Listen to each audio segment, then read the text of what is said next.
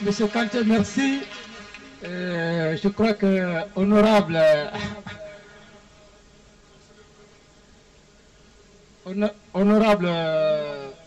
Sidia, ex-premier ministre, un monsieur qui a fait quand même ses preuves de compétence à un moment donné de la vie de notre pays. Et je crois que c'est la raison fondamentale qu'on l'aurait invité. Et je crois qu'il a quelque chose à dire par rapport au forum. Mais je voudrais bel et bien lui demander des excuses. Excuses parce que vous savez, chaque homme a sa façon de s'exprimer, de voir les choses. Et donc, c'est cette retenue-là que je voulais simplement vous dire, oui, vous avez raison, mais si vous pouvez nous apporter quelque chose, mais soyez tolérants, c'est une excuse que vraiment je vous adresse, et parce que tout a commencé bien, et donc je vous remercie. Merci beaucoup, Monsieur le Président. Merci beaucoup. Je crois que nous avons répondu à votre appel ici parce que vous avez donné l'occasion aux Guinéens de débattre de problèmes extrêmement sérieux qui engagent notre pays. Et qui engagent notre pays pour les années à venir, je peux dire même de manière définitive. Nous ne sommes pas dans un débat politique, mais quand j'entends qu'on va parler des mines et que je suis invité, même si je suis assis au fond, je viens pour écouter, pour savoir de quoi nous allons parler. Le développement économique ou même la politique, si vous la faites et qu'elle ne vous sert pas à donner à manger aux populations, à leur permettre de se loger, à trouver du travail, ben cette politique, elle ne vaut rien. Elle ne sert strictement à rien. Donc l'objectif fondamental de ce débat est de faire en sorte que nous tirons le maximum des ressources dont nous disposons.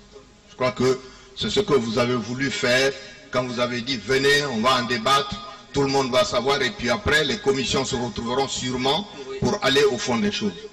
J'ai apprécié, même avant l'arrivée du CNDD, le ministre des Mines sur un certain nombre de ses interventions. Je ne le connais pas. Aujourd'hui aussi, tout le développement qui a été fait sur les différentes compagnies minières, pour moi, ça a été un apport.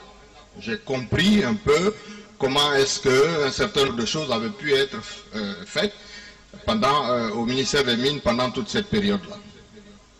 Mais le dernier élément dont nous venons de parler, là, je ne vois pas très bien de quoi il s'agit. Je crois que chacun a son domaine d'activité. En tant que macroéconomiste et puis surtout ayant été responsable de ce pays, on ne peut pas me dire qu'on peut trouver 23 milliards de dollars comme ça en se réveillant le matin. Monsieur le Président, ceci est totalement contraire à la vérité. Le PIB de la Guinée est de l'ordre de 3-4 milliards de dollars. Si vous le multipliez par 2, ça veut dire que vous avez un taux de croissance de 100%. Quand un État comme la Chine fait 10%, le monde entier applaudit. On n'a pas la capacité d'absorption d'une telle somme en 7 ans ou en 8 ans. Et puis, qu'est-ce que c'est que le paquet global? Dans quel pays est-ce qu'on a fait ça? Comment est-ce qu'on peut me dire que nous allons construire 3500 km d'autoroute, mais pour faire circuler quelle voiture là-dessus? On n'a pas de barrage pour avoir de l'électricité qu'on peut vendre aux pays limitrophes dans le cadre de l'interconnexion, et nous allons faire des autoroutes. Mais qu'est-ce qu'on va faire avec des autoroutes? Vous n'avez pas de voiture, vous faites quoi avec les autoroutes? Non. Et quand vous faites un investissement, vous faites un investissement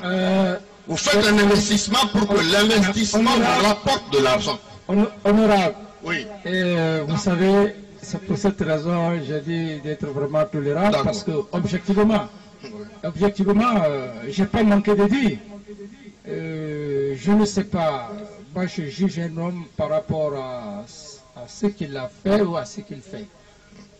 C'est un excellent économiste, ça, quelle que soit disons, la mauvaise foi de quelqu'un, il te reconnaît parce que vous êtes venu à un moment donné, vous avez été finalement combattu dans votre politique économique. Et donc, c'est pour cette raison, en matière de macroéconomie, c'est bien vrai, et vous avez, vous maîtrisez mieux, et donc parfois il y a quelque part la tolérance, et je vais commencer par ça. Et donc, moi je crois, comme vous venez de le dire, on va rester dans le cadre de l'apport. Bon, sinon, vraiment, on ne dit pas que... mais comprenez ce que je veux vous dire. Merci. Voilà. Merci. Merci beaucoup, Monsieur le Président. Non, non, je souhaitais, comme vous le dites si bien, qu'on reste dans le cadre des mines et que nous continuions à nous informer les uns les autres de l'évolution des différents contrats miniers en Guinée pour qu'au bout de tout ça, vous ayez la capacité, la possibilité, parce que vous aurez eu les informations, de prendre les décisions nécessaires qui pourraient nous permettre de tirer le maximum de ces ressources-là. Quant aux possibilités de faire d'autres choses dans ce contexte, je souhaiterais réellement qu'on n'en parle pas quand on n'a pas la totalité des informations. Merci beaucoup, Monsieur le Président. Bon, mais honorable, je ne suis pas satisfait. Au niveau du conseil interministériel que je présidais. Ce que je peux dire, c'est que nous devons rapidement trouver des solutions idoines pour le problème des mines en Guinée. Quand je dis des solutions, c'est quoi? Faire en sorte que les différents contrats que nous avons faits avec les uns et les autres soient révisés. Je crois que cela va de soi. Monsieur le Président, j'aimerais ajouter que pour la révision de ces contrats, que notre modestie n'en souffre pas trop. Quand vous avez affaire à des grands groupes comme Rio Tinto, on en a parlé ici, ce n'est pas pour les accuser, c'est simplement pour donner un peu la taille de ces sociétés. Rio Tinto, avant la crise, avait une capitalisation boursière de à peu près 140 milliards de dollars. Après la crise, je crois que c'est tombé à peu près de moitié. La capitalisation boursière, c'est la valeur de chaque action qui est en bourse et qui, quand vous les mettez ensemble, représente en fait la valeur de la société. Elle est tombée de 140 à 70 milliards. Mais 70 milliards de dollars, c'est pas rien. 70 milliards de dollars, c'est déjà l'équivalent de 20 fois le produit intérieur brut de notre pays. C'est-à-dire ce que nous produisons en Guinée chaque année, c'est 20 fois cela. Donc ces gens ont toujours des cabinets d'avocats. Très importants cabinets. Notamment, vous avez de grands cabinets américains qui sont attachés à eux, avec lesquels ils travaillent permanemment. Si en face de cela, vous prenez nos fonctionnaires, quels que soient les diplômes dont ils disposent, il serait bon que nous aussi, vous l'avez dit d'ailleurs, dans la première partie de votre intervention, il serait bon que nous ayons à côté de nous les mêmes cabinets d'avocats, d'autres cabinets, mais je veux dire de même formation, pour nous assister dans les négociations. Dans les pays libéraux, quand vous prenez un avocat, même si c'est contre son pays, il défendra vos intérêts. Parce que sa renommée dépend des résultats qu'il va obtenir avec vous. S'il n'a pas de bonne renommée, il n'aura plus de clients de sa vie. Donc il travaillera vraiment pour vous. Moi, je prends l'exemple parce que j'ai été le principal négociateur de la dette ivoirienne de 1983 à 1989.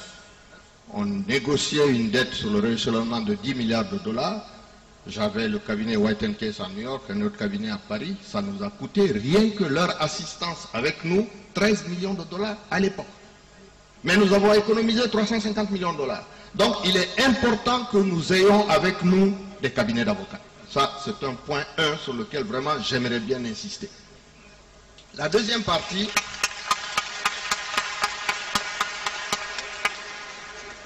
le deuxième volet sur lequel j'insisterai, c'est de faire en sorte que les mines ne soient pas en Guinée, que ces instruments que nous voyons, on vient, on prend la terre ici et puis on s'en va. Qu'il y ait un côté intégrateur un peu plus, c'est-à-dire un minimum de transformation locale.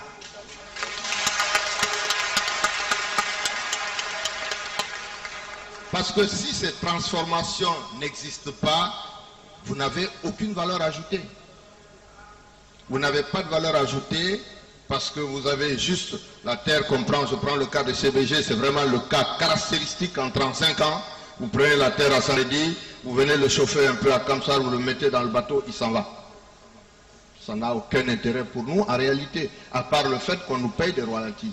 Mais s'il y avait une transformation en alumine, il y aurait eu des besoins énergétiques, ce qui nous aurait conduit à faire un barrage sur certaines de nos rivières ou de fleuves en route.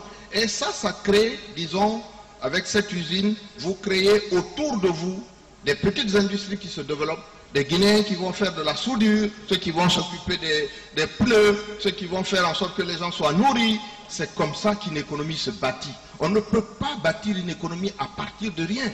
On appelle les gens, ils viennent, ils construisent pour nous ça. C'est pas du développement, ça. Ça n'a rien à voir avec le développement. Le développement est un problème, un processus intérieur à nous.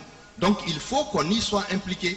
La manière dont le secteur minier fonctionne actuellement, les Guinéens n'y sont pas impliqués. Je ne parle pas de ceux qui vont travailler et à qui on donne un salaire à la fin du mois et qui représentent quoi, peut-être à CBG 2000 personnes, 3000 ou 4000 personnes, je crois en tout, 4500. Bon, c'est pas grand-chose. Parce que dans la zone de Bokeh, vous avez 300 000 habitants. Si vous avez 4000 qui travaillent, ça ne résout pas votre problème. Si je faisais un tout petit projet agricole dans le même coin, j'utiliserais 40 000 personnes en un rien de temps. Donc c'est pas du tout pareil. Donc c'est pour revenir aux mines, je dirais, il faut qu'il y ait ce côté intégrateur. Bon, une fois que c'est intégrateur, bien sûr, il faut sécuriser les ressources de l'État. Ça, ceux qui peuvent le faire, ce sont les gouvernants. Là, on rentre dans un problème de gouvernance qui n'a plus rien à voir avec les mines en tant que telles. Vous pouvez faire tous les efforts, mais si, comme le disait le président de la République tantôt, votre système est corrompu, ça c'est un panier percé, on ne peut rien y faire. Donc ça, c'est la première chose. La dernière chose, garantir que ces ressources soient un peu affectées à cela. Nous sommes dans une situation qui est précaire. D'après les renseignements que j'ai obtenus sur 2006 à 2008, les mines ont rapporté à notre pays entre 135 ou 150 millions de dollars. Je suis désolé de le dire, Monsieur le Président, c'est des bricoles. C'est rien du tout. C'est l'équivalent de ce que nous dépensons chaque année pour acheter du riz qui arrive ici de l'extérieur. Une fois qu'on a mangé notre riz, on a utilisé les devises qu'on nous a données pour les mines, ben non, c'est fini. Il n'y a plus rien. Il n'y a plus rien. Donc la réalité, elle est tout autre. Hein. Nous avons besoin de revoir ce secteur. Une fois qu'on l'a vu, je vais dire quelque chose qui ne plaira pas parce que nous sommes ici pour parler des mines. Moi, je ne suis pas quelqu'un qui est fanatique des mines. Je ne suis pas un fanatique des mines parce que ça a un côté pourvoi d'emploi très petit. Ça ne donne pas beaucoup d'emplois. Dans l'une de mes interventions sur une radio périphérique avant l'arrivée du CNDD, je disais qu'en faisant 500 000 tonnes de coton au Mali, vous employez 1,5 million de jeunes gens entre le transport, l'égrainage, la culture du coton, la fabrication des écrus et tout ce qui s'ensuit. Si vous faites la même chose avec les mines, vous employez 4000 personnes. Donc on ne parle pas du tout de la même chose. S'il s'agit de réduire la pauvreté, ce que nous avons à tirer de tout cela, c'est de chercher des ressources pour les investir dans le secteur agricole le plus rapidement possible. Le plus rapidement possible. Le plus rapidement possible. Parce qu'au moins là, les gens produisent ce qu'ils vont manger. Ça vous économise 100 millions de dollars d'importation de riz qui font travailler les paysans d'autres pays et non pas chez vous. Ou au moins vous réglez ce problème-là, vous pouvez exporter, ça vous donne de vraies recettes d'exportation, mais surtout, vous créez de l'emploi et vous réduisez la pauvreté. Voilà un peu pourquoi, une fois qu'on aura fini de parler des mines, je suggère, Monsieur le Président, qu'on ait également un débat sur l'agriculture guinéenne. Je vous remercie. Excellence, je n'ai pas encore fini.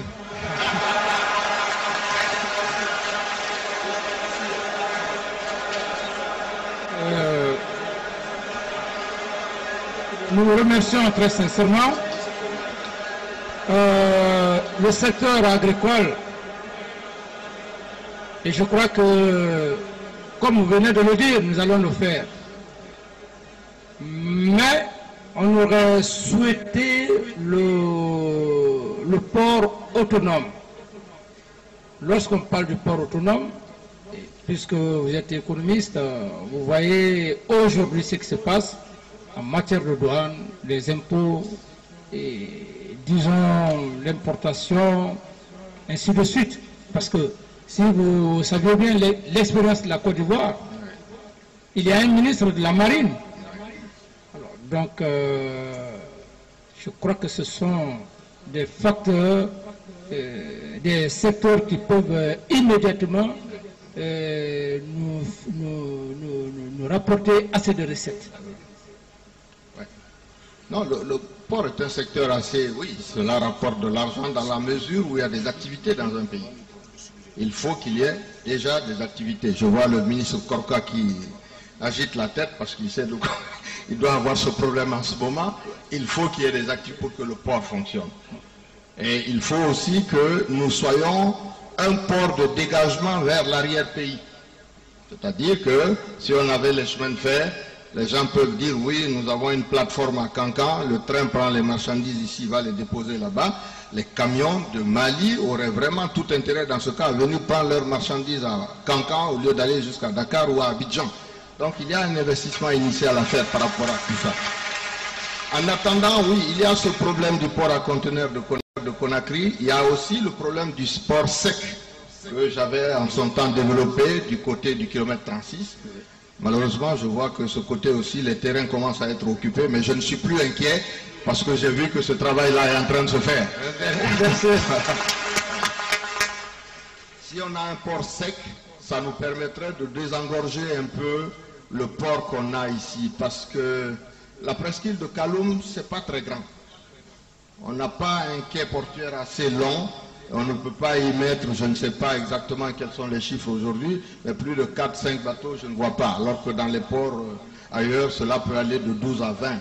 Donc un port sec du côté de Kabelin permettrait de transporter les conteneurs et les déposer là-bas, ou tout au moins de transporter un certain nombre de choses de ce côté. Mais en ce qui concerne ce port, donc, Monsieur le Président, vous avez arrêté un contrat qui était, je crois, dont on avait parlé à un moment donné.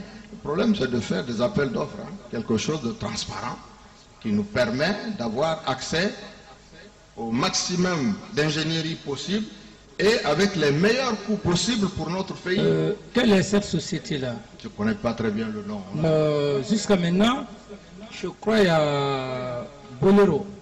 Bolloré, oui. Il y a Bolloré, mais il y a une autre société qui avait déjà un contrat ou quelque chose. Enfin, bon, à ce jour, on n'a pas encore réussi un contrat et disons qu'il puisse réellement faire l'affaire. Particulièrement, il n'y a pas un dossier que moi personnellement j'ai reçu, et même le directeur du port autonome et même celui des transports.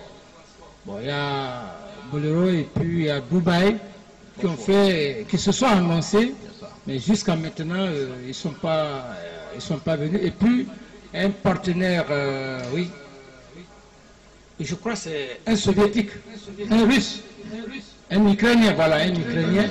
Et il voudrait d'ailleurs, il avait parlé du port. Il avait parlé du port, il a parlé, disons, d'un petit manche tout au long de la corniche jusqu'à Kabelin, comme vous venez de le dire. Mais à ce jour, ils viennent et ils se présentent, après, voilà, on ne les voit plus. Non. Pour cela, Monsieur le Président, je crois que nous avons besoin nous-mêmes d'avoir notre dossier. Il faut que nous appelions nos ingénieurs et que nous disions exactement qu'est-ce que nous voulons. Si nous faisons un dossier par rapport à ça, ce dossier est accessible et en ce moment, on peut demander aux gens de soumissionner par rapport aux objectifs qu'on s'est fixés. Si on demande à ceux qui arrivent de l'extérieur de nous dire ce qu'ils viennent faire chez nous, non, il faut leur dire, voilà ce que nous voulons. Ceux qui veulent ça, ils viennent en Guinée. Ceux qui ne veulent pas, bon, ils vont sur le fond. Voilà. Je crois que ça me paraît essentiel. Donc voilà un peu, Monsieur le Président, ce que je souhaitais dire par rapport à cette question. Et bon, le débat continue. Voilà. Merci, honorable. Et en conclusion, je crois après tout, il faut une commission dans le secteur minier. Qu'est-ce que vous pensez? votre point de vue. Voilà. Après ce débat, parce que ce débat a un côté un peu de catharsis, hein.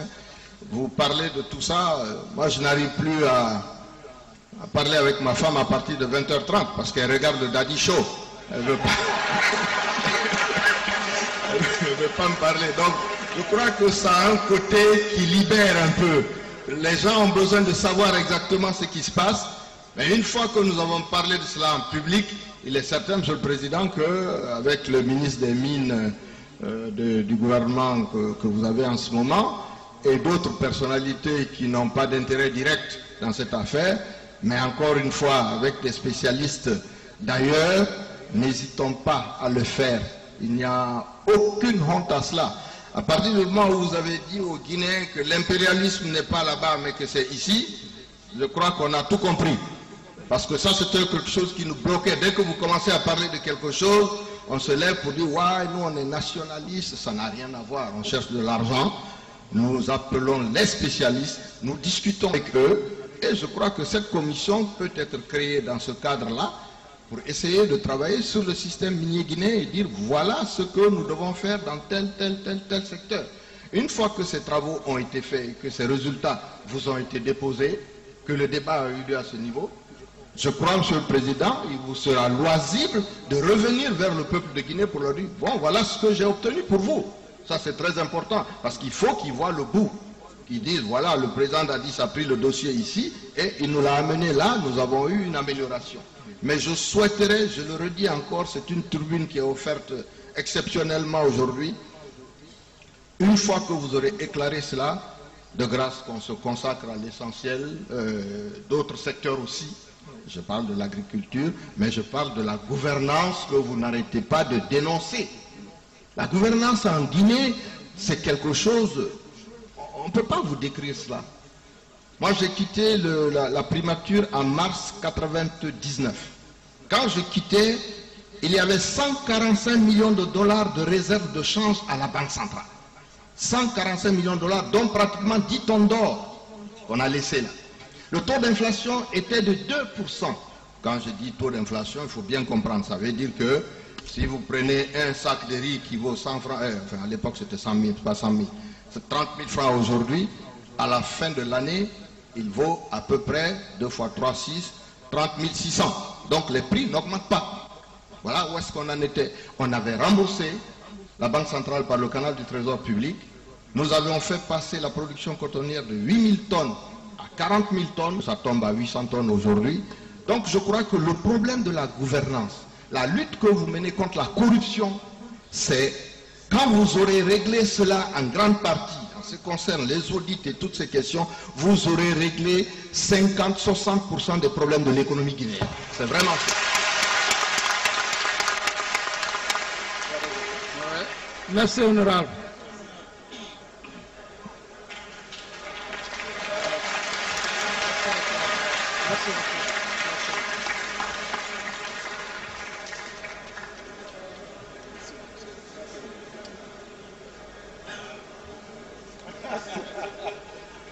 Mais j'espère que honorable Sidia peut être membre de la commission et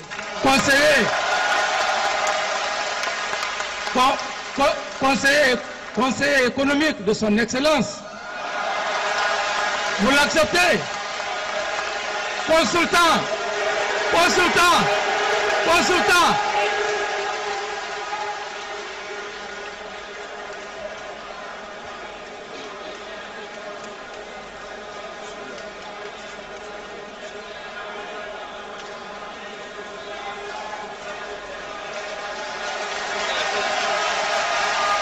Des gens de bonne volonté.